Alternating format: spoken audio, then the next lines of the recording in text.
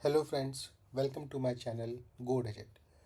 Today in this video we will learn about one of the new feature which Microsoft have released recently with BC28, and the name of that feature is Troubleshooting MCP server. So as you can see from my current screen, I have opened the same project which we learned last week, where we can directly execute the task from the VS Code, and this feature is available in the AL extension itself. So if you have not watched that video, I suggest you to please go and have a look over this. So it is very handy feature and it really works as very good, and it is definitely productive. So now since we are talking about troubleshoot MCP server. So first of all, of course, we need this chat window uh, of GitHub Copilot. And just like to show you first, when we click on this tool icon, we can directly see all our built-in, or like if you have already set up some MCP tools, so you can directly see everything right here. Right, so you can see that currently there is no troubleshoot MCP server is visible for me, so which I can directly use. So the main use case of that feature is that as soon as any error comes up and you want to fix that error during the debugging time, then you can use this troubleshoot MCP server. So it will you can invoke during that particular moment. So let's see that first. So what I can do is that I can add a breakpoint here, right? And I can basically click on this run or debug test. So when I'm doing the stuff, so it will try to run the test here, and when the error will come up, it will stop at this breakpoint, right? So yes, so you can see now that I am currently in the debugging mode, and now when I will click on this, I will be able to see this server, MCP server, Business Central Troubleshooting MCP server. Right, so that's what I wanted to show you, and that's why I initially I showed you that this feature or this server was not available, and we cannot configure it as well. Right, there is no need to configure it explicitly. It will invoke directly whenever any error comes, and when you place or set up a in a debugging mode. And now if I expand this, you can see that it has these tools available, which is add breakpoint, get source code, get stack frames, get variables, run test. Right, so just like when we do the regular debugging, and we somehow want to keep the tracking of the variables which are come across into your particular code, and you want to track them in order to see that whether they are holding a correct value or not, right? And then the get stack frames, which means that it will return the stack frames for the currently executing debugging session. Okay, and it will get the source code at breakpoint, everything.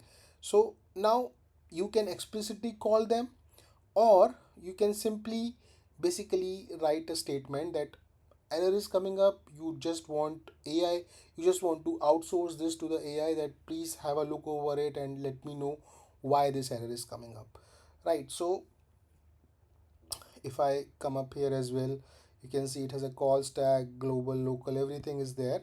So what I can do, I can just directly type that my AL debugger is paused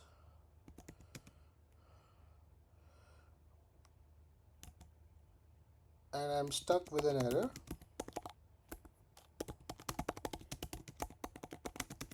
Please investigate the same and suggest the fix.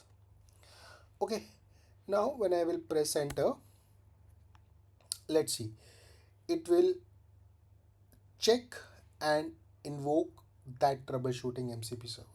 So you can see here that it is using the get stack frames. Click on allow. It will try to check the variables also if it thinks so. Okay, so let's wait.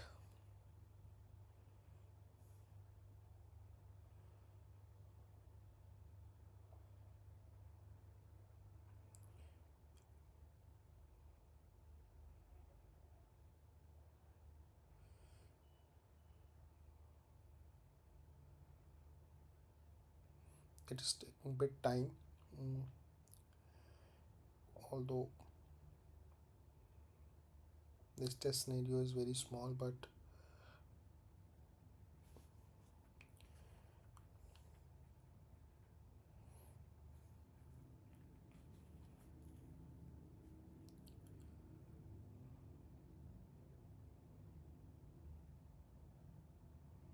it should not take such time.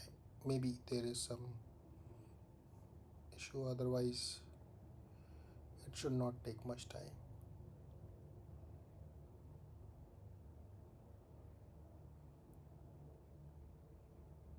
Let me see.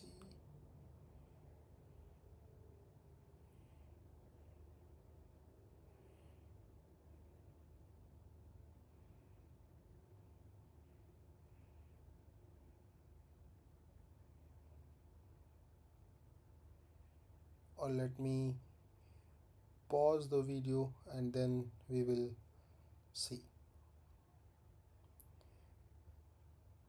You can see here that somehow it uh, ran into an error, so it is suggesting me to run again. Let me click on allow.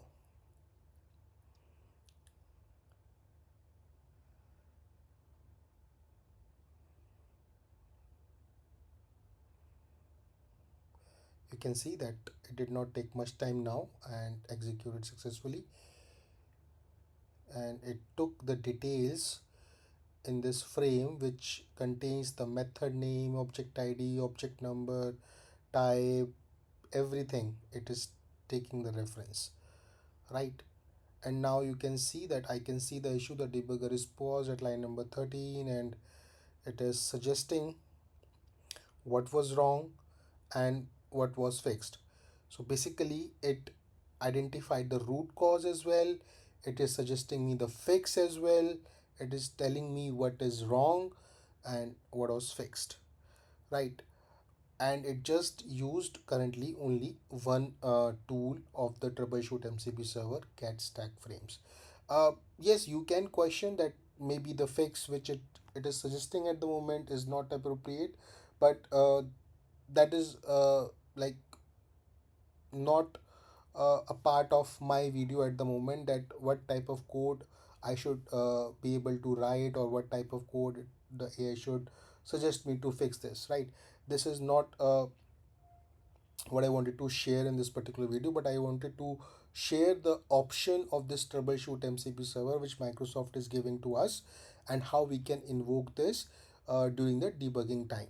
And it is not limited to the test scenarios only. So for example, if you are building any functionality, right, and in that like you're getting an error, so when you initiate the debugging into that main functionality in the main app itself, there also this troubleshoot MCP server will be available, and you can utilize it with just one prompt, and it will, based on the need, it will initiate automatically this tool or get variable tool or any other tool, right? So this is again, I would say, a very useful feature, because now AI will be able to read all your call stacks, all your code base during the time of debugging, and it will really help you to quickly identify the problem inside your code, and then it will help you to fix them uh, in just in a very quickly, I would say, right? So that's what I wanted to share in this video. So as I'm saying again, like, please, maybe initially when you think that when you place your cursor here, click on it, might be you will not be able to see that MCP server again, because I've closed my debugging session.